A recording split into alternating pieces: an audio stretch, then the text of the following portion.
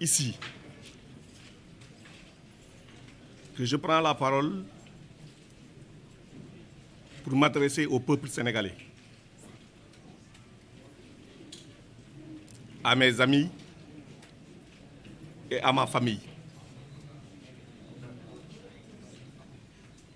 Parce que c'est ce que j'ai de plus cher. Tout le reste est circonstanciel. Mais le peuple sénégalais, les amis et la famille, cela reste. Donc je parle du plus profond de moi-même, en essayant de faire partager à tout le monde et de partager avec tout le monde ce que je ressens du plus profond de moi-même.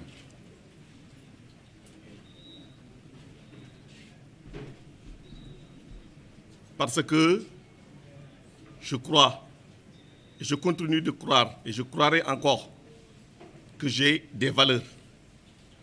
Et ces valeurs-là m'ont fait aimer le Sénégal. Et il n'y a que le Sénégal qui compte.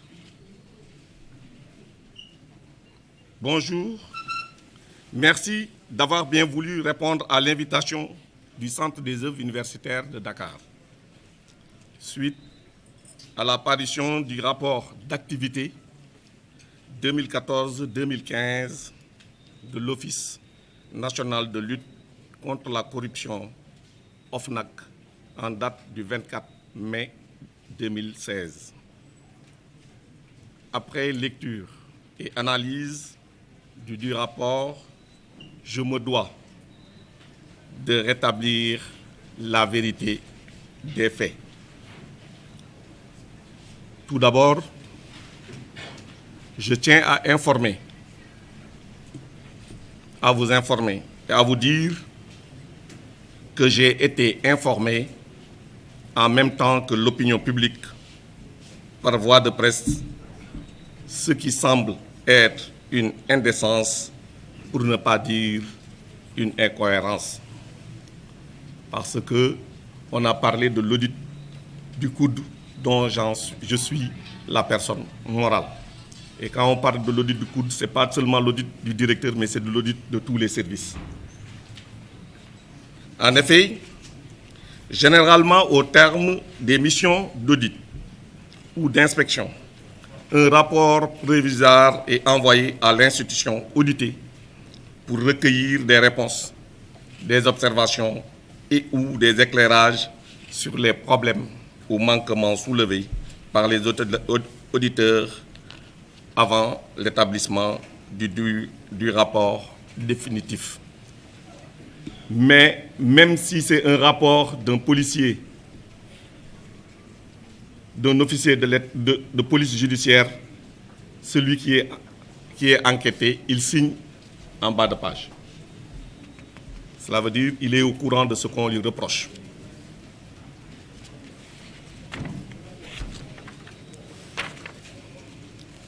Je vais rapidement vous décrire de façon succincte la manière dont l'audit s'est déroulé avant d'aborder les points soulevés dans le rapport de l'OFNAC. Jusqu'à ce jour, le COUD n'a jamais reçu un ordre de mission établi par l'OFNAC pour cet audit. Nous avons fait une réclamation par lettre. On nous a donné d'abord un numéro d'ordre de mission. On a renouvelé, on nous a donné un autre numéro. Quand on a fait la remarque à l'OFNAC, ils nous ont dit que les numéros d'ordre de mission ont été, le premier ordre de mission a été modifié. Mais nous avons accepté, nous avons laissé que l'audit se déroulait. Dès le premier jour, les auditeurs ont demandé des documents comptables budgétaires. Ils ont demandé les PV des conseils d'administration du COUD, les budgets votés et approuvés de l'année 2011 à 2015, alors que la mission devrait porter sur les exercices 2014-2015. Nous avons accepté et nous leur avons donné des copies électroniques. Pendant leur mission, tous les agents du COUD qu'ils désiraient entendre ont déféré à leur convocation et parfois même au-delà de l'horaire légal du travail au Sénégal. Tout le monde a répondu, même les fournisseurs, les prestataires de services, particulièrement les repreneurs de restaurants universitaires qu'on a entendus ici, chez eux et partout à l'OFNAC même.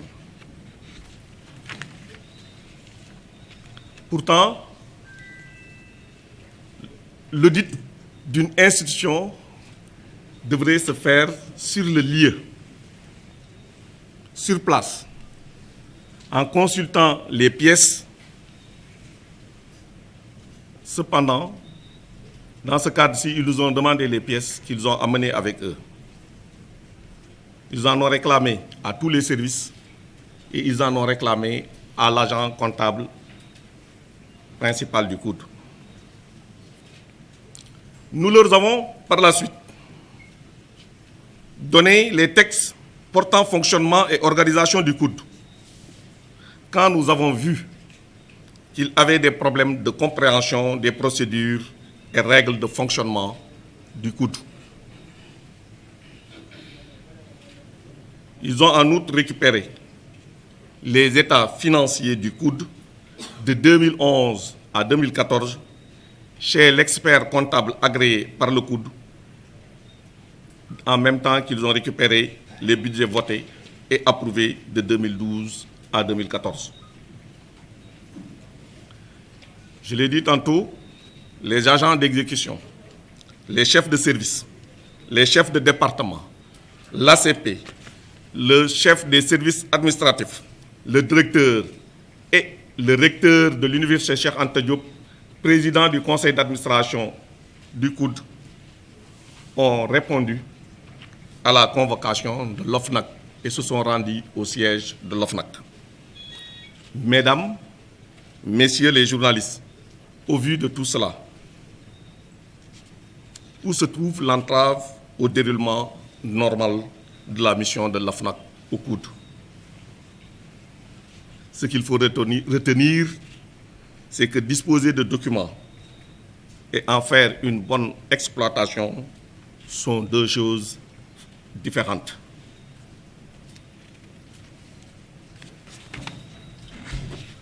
C'est pourquoi ma surprise a été grande quand j'ai lu le rapport de l'OFNAC faisant état d'indices de détournement de deniers publics, alors que le détournement de deniers publics est un acte matériel qui ne se présume pas.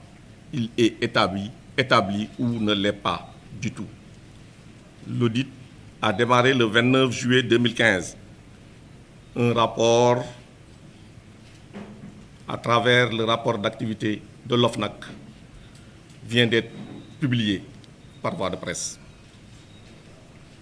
Par ailleurs,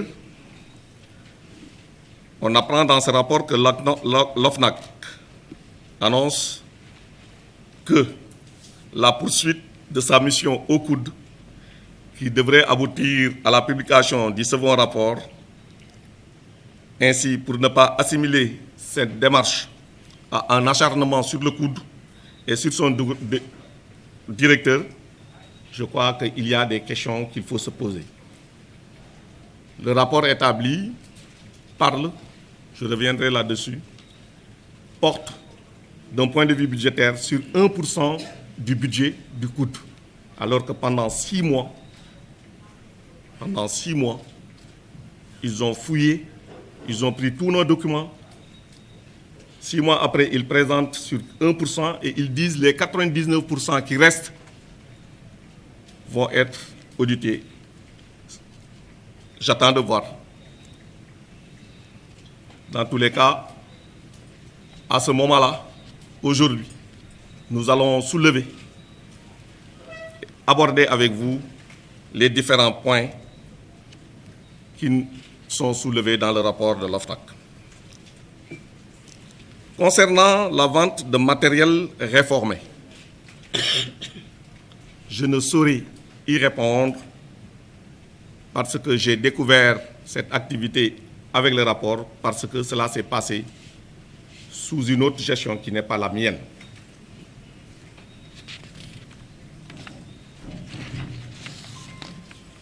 Concernant les subventions 2014-2015, l'importance du montant avancé, 434 476 081, se justifie essentiellement par l'indemnisation assimilée à des subventions que nous avons accordées, que le gouvernement du Sénégal a accordées aux étudiants victimes de blessures graves et d'handicap lors des événements du 14 août qui avaient entraîné la mort de l'étudiant Bassirou Faye. En son temps, la direction du COUD avait beaucoup communiqué sur cette question-là. C'est le ministre de l'Enseignement supérieur qui avait dégagé une enveloppe spéciale pour le règlement de ces indemnités. À cela, il faut ajouter qu'il y a les subventions habituelles accordées aux étudiants, subventions des activités citoyennes, de codification, subventions aux amicales et aux pèlerinages et au personnel lors des pèlerinages et de différentes manifestations socio-culturelles d'animation du campus ou de la vie professionnelle de nos employés.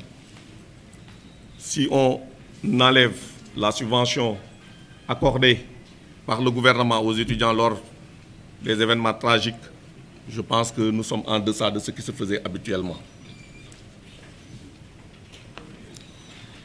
On nous a parlé de subventions accordées sans identification formelle des bénéficiaires. Le montant dans le rapport parle de 35 20 300 francs CFA. Les pièces justificatives, décisions, bons de caisse, état récapitulatif des bénéficiaires ayant été payés sont comptabilisés, classés, archivés par les services de l'agence comptable principale avec le numéro de téléphone, le numéro de la carte d'étudiant, le numéro d'identification nationale et l'émargement des concernés. Nous avons ici les représentants de l'agence comptable avec tous les documents comptables. Ce qu'il faut retenir dans cette affaire-là, c'est que la subvention accordée aux étudiants, c'est sur la base d'un état, une liste, avec ce que doit recevoir chaque étudiant. Cette liste déposée, les étudiants ont le temps de venir prendre ce qui leur est dû, mais ils ne viennent pas en même temps. Ils ne viennent pas en même temps, mais dès que la somme est dégagée, on comptabilise. Et à chaque fois qu'un étudiant vient, on marque sur le document numérique que c'est dans le compte de la subvention des étudiants. Parce que c'est un groupe d'étudiants qui est subventionné. D'un point de vue, sur l'acte, c'est un groupe. Quand un étudiant vient récupérer, on marque. Mais quand vous demandez le document comptable, on vous le donne. Ce qui fait que, ce qui s'est passé, c'est qu'il parle de 35 millions, mais les 35 millions, dans le détail, le 1er jour, c'est 13, le 1er octobre, c'est 13 étudiants qui ont reçu chacun 300 000. 14 étudiants ont reçu 200 000. 81 étudiants ont reçu 80 000 et 44 étudiants ont reçu 360 000. Parce que c'est les préjudices subis par des étudiants qui étaient remboursés. Donc les étudiants qui devaient bénéficier du même montant de subvention, on les a regroupés. Ce qui a donné les différentes valeurs qu'on a données et qui, au bout, a donné 35 000.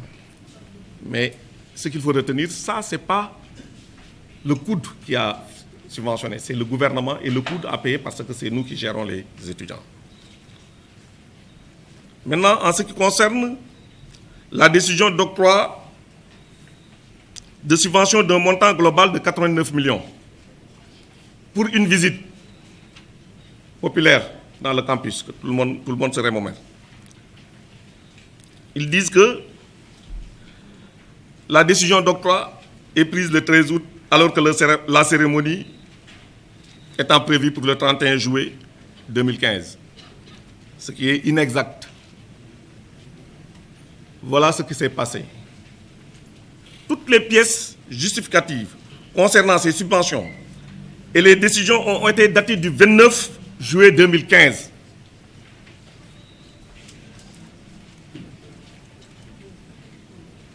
Cela veut dire 2 jours avant l'événement qui a eu lieu le 31 juillet 2015. Maintenant, quand l'agent comptable paye, il peut payer 15 jours après. Mais la prise de l'engagement et l'ordre de paiement signé par le directeur, c'est le 29.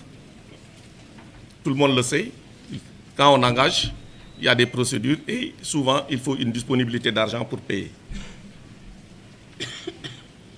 Pour maintenant, l'importance des subventions 2014-2015.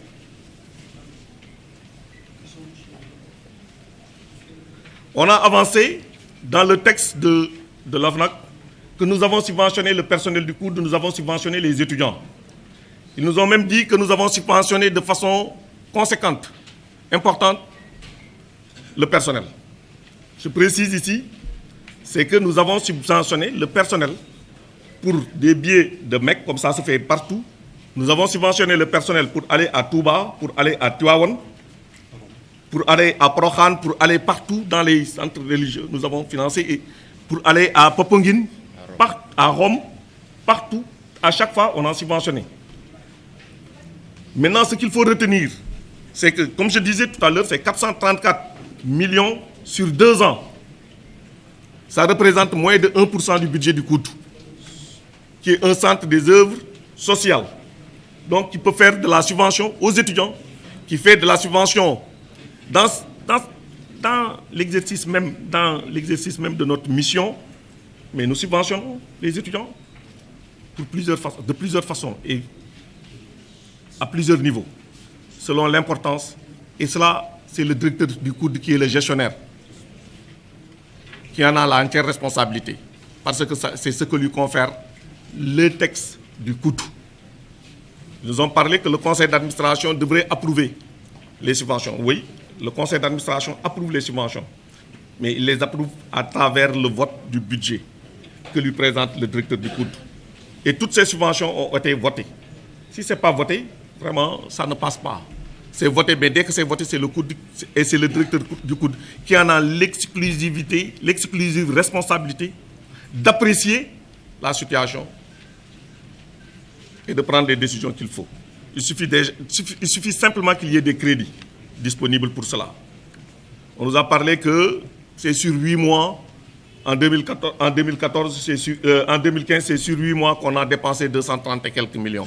Mais ce qu'ils ne savent pas, c'est que quand on vote des crédits, on les utilise jusqu'à ce que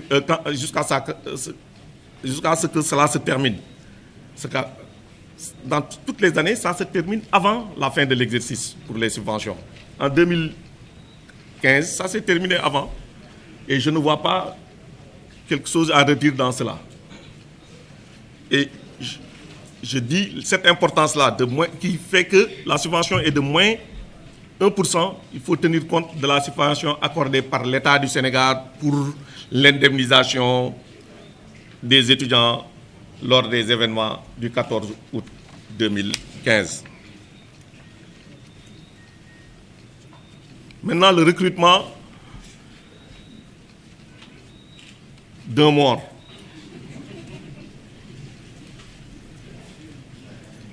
À qui on a payé subitement 275 000 francs 2 mois de suite. Je pense que vous ferez l'état des salaires du COUD. Il n'y a pas un salaire aussi rond comme ça. Si c'était de l'audit, il fallait être de façon très précise. Non, c'est parce que ça n'existe pas. comme vous l'avez entendu, c'est que souvent, dans cette mission, on a souvent confondu les dénonciations calomnieuses et ce qui se trouve dans les faits réels. On a parlé ici, si vous vous rappelez, d'un Ndogo à 15 millions. À l'arrivée, ça n'apparaît pas dans le rapport là. Hein. Et pourtant, ça avait fait énormément de bruit. C'est que dès qu'on calomnie, on s'empresse de donner à la presse. Maintenant, c'est une autre personne qui est allée à la presse. Ce n'est pas ceux qui ont calomnié, c'est d'autres personnes. Donc, on répond. Il faut rappeler, c'est qu'à la suite d'un événement douloureux, au cours duquel 2 agents du COUD ont atrocement perdu la vie. Ils étaient en mission pour payer les temporaires. Ils ont été calcinés dans leur voiture. Et pendant 2 jours, on ne savait pas que c'était des agents du COUD. C'est le lundi matin qu'on est allé les chercher et qu'on les a trouvés. Le directeur du COUD que j'étais, après proposition des services compétents, a pris la décision d'embaucher à titre posthume le chauffeur qui n'était que temporaire. Pour au moins lui faire bénéficier, c'est une pratique dans toutes les administrations. Les cas les plus récents, c'est le policier assassiné lors des événements de 2012, la présidentielle de 2012. Mamadou Diop. Mais dans l'exécution, on a vu que il y avait un problème. Parce que si c'était à titre posthume, il ne pouvait avoir que des indemnités. Il ne pouvait pas être payé. Il ne pouvait avoir que des indemnités. J'ai pris la décision de supprimer cette décision-là. Vous verrez que c'est supprimé et on n'a jamais payé de salaire. Et j'ai recruté sa femme. Parce que c'est elle qui devait garder ses enfants.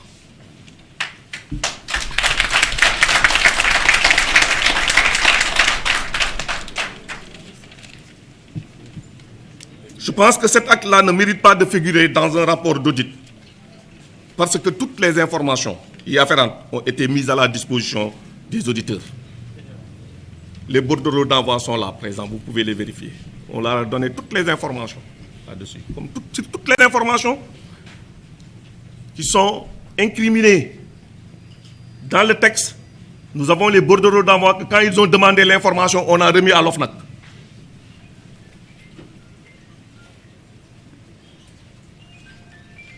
Mesdames, Messieurs les journalistes, vu ce qui précède, vous conviendrez avec moi qu'aujourd'hui, c'est dur, très dur, de voir son honneur et sa dignité jetés en pâture sans aucune raison. J'ai une famille, des enfants, des amis.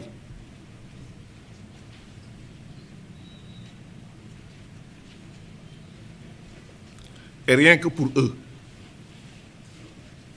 je me dois de rétablir la vérité des faits.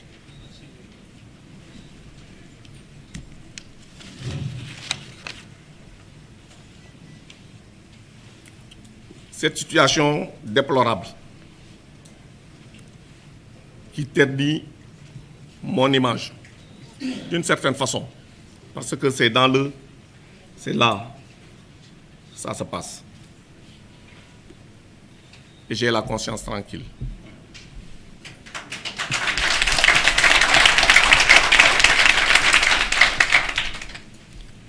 Qui ternit l'image d'une institution qui a beaucoup donné au Sénégal et à l'Afrique. Le Centre des œuvres universitaires de Dakar a hébergé 5 présidents, futurs présidents de l'Afrique, qui nous sont tous contemporains, qui sont là en vie. C'est très facile, chaque jour, le COUD est... On ne parle du COUD que de malversation, de trucs. Alors que rien n'est avéré. Dans tout ce qui se dit, rien n'est avéré. Le directeur du COUD ne gère pas autant d'argent. Nous avons un budget de 21 milliards. Donc il n'y a que les 14 milliards qui sont sécurisés. Les 7 milliards, il faut aller les chercher. Et sur les 21 milliards, les 12 milliards servent à payer la restauration des étudiants. Les 7 à 8 milliards, c'est les frais de personnel, temporaires et permanents. Qu'est-ce qui reste? C'est à peu près 1 milliard à 2 milliards qu'il faut aller chercher. Et payer ça pendant 4 trimestres. Cela veut dire que nous ne disposons même pas de 500 millions par trimestre pour payer. C'est pourquoi on croupit. Et ça, c'est reconnu sur des dettes. Et c'est reconnu par tout le monde lors du dernier Conseil des ministres, avant celui d'aujourd'hui. Le président a donné des instructions pour équilibrer les budgets des centres des œuvres universitaires. Et on nous dit que tout le temps, voilà. Parce que tout simplement, on nous demande ce qu'on ne peut pas donner. On n'a pas d'argent à donner. Je vous remercie. Lerel.net, s'informer en temps réel. Site d'information exclusive numéro 1, www.lerel.net. Un nouveau look de Lerel.net, une valeur sûre du journalisme en ligne. 12 journalistes, des reporters sur le terrain, dont des anciens éléments, des renseignements généraux pour les investigations, des enquêtes fouillées, des reportages chocs et une rubrique People riche en infos, sans oublier la Web TV. Lerel.net, s'informer en temps réel.